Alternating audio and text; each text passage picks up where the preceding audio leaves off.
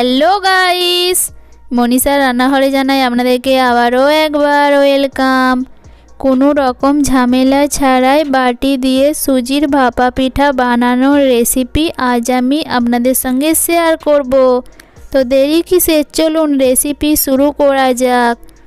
তার জন্য এখানে একটি পাত্রে নিয়ে নেব 2 কাপ সুজি। এরপর ওই কাপেরই মাপ নিয়ে নেব 2 কাপ দুধ। এখানে দুধটা আমি নর্মাল টেম্পারেচারে থাকা ব্যবহার করেছি। তারপর এর মধ্যে অ্যাড করে দেব স্বাদ মতো লবণ। সমস্ত উপকরণ এখন ভালো করে মিক্স করে নেওয়ার পর এটাকে 5 থেকে 10 মিনিটের জন্য ঢাকা দিয়ে রেস্টে রেখে দেব। চালের গুঁড়া দিয়েও ভাপা পিঠে বানানো যায়। আপনারা যদি সেই রেসিপি দেখতে চান অতি অবশ্যই আমাকে কমেন্ট করে জানাতে ভুলবেন না।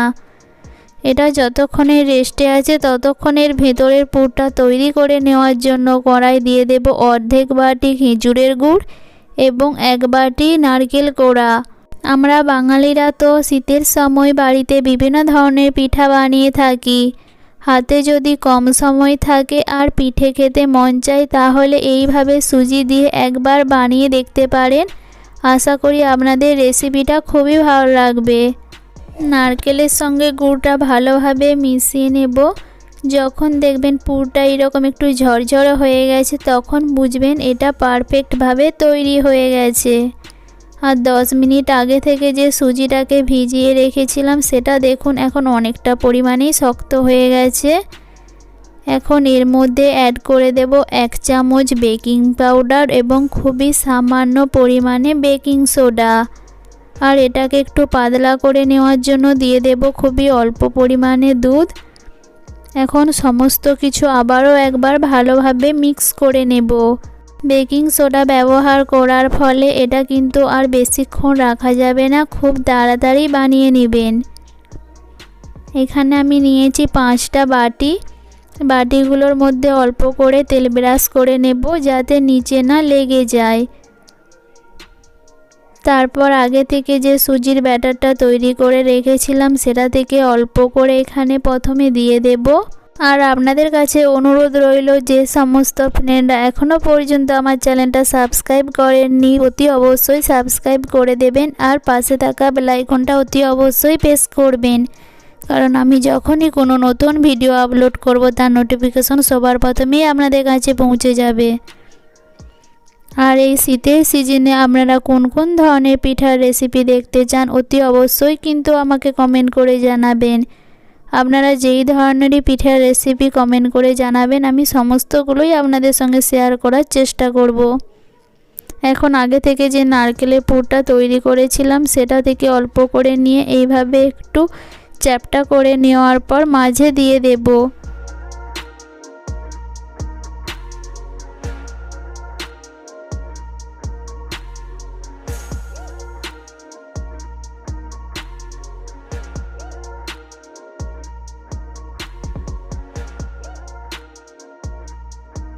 সমস্ত বাটিগুলোতেই নারকেলের পুর দিয়ে দেওয়ার পর আবারও উপর থেকে অল্প করে সুজির ব্যাটারটা দিয়ে দেব।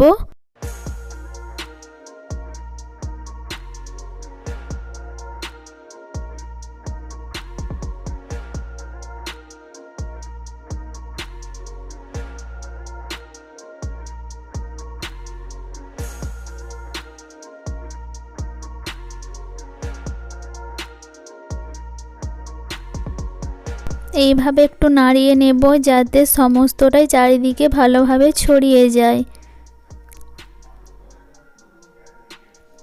আর এটা দেখতে সুন্দর লাগার জন্য উপর দিয়ে আবারও আমি অল্প করে নারকেলের পুর ছড়িয়ে দেব। এটা বানাতে একদমই বেশি সময় লাগবে না, খুবই কম সময়ের মধ্যেই বানিয়ে নিতে পারবেন। আর এটা বানাতে কোনো ঝামেলাও নেই।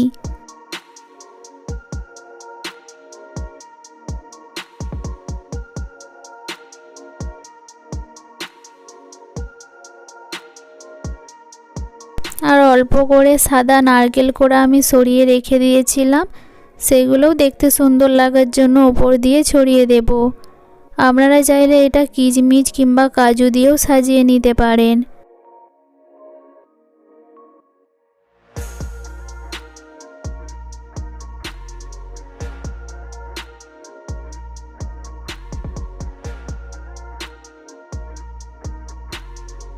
সমস্ত বাটিগুলো সাজিয়ে নেওয়ার পর এগুলো এখন ভাপানোর জন্য আমি কড়াইতে কিছুটা জল দিয়ে তার উপরে একটা স্ট্যান্ড দিয়ে দিয়েছি। তারপর বাটিগুলোকে আমি এখানে বসিয়ে দেব। একসঙ্গে 5টা বাটি ধরছিল না বলে আমি প্রথমে 3টে, তারপরে নেক্সট স্টেপে আরও 2টো ভাপিয়ে নেব।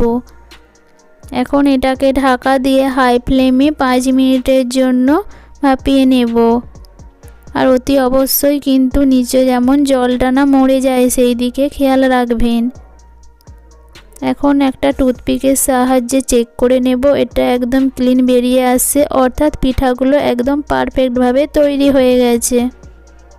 এখন সমস্তগুলো একটা একটা করে এখান থেকে তুলে নেব। তারপর পরের ব্যাচে আরও 2টোকে আমি এখানে ভাপিয়ে নিয়েছিলাম। আর দেখুন এই দুটো কত সুন্দর দেখতে লাগছে আর কতটা পরিমাণে ফুলে উঠেছে। এই দুটো একদম টুথপিকটা ক্লিন বেরিয়ে আসছে, অর্থাৎ এই দুটো একদম পারফেক্টভাবে তৈরি হয়ে গেছে।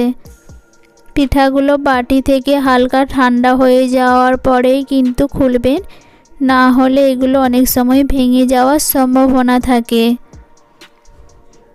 দেখুন একটু চামচের সাহায্যে চাপ দিতেই কেমন কত সুন্দর বাটি থেকে বেরিয়ে চলে আসলো।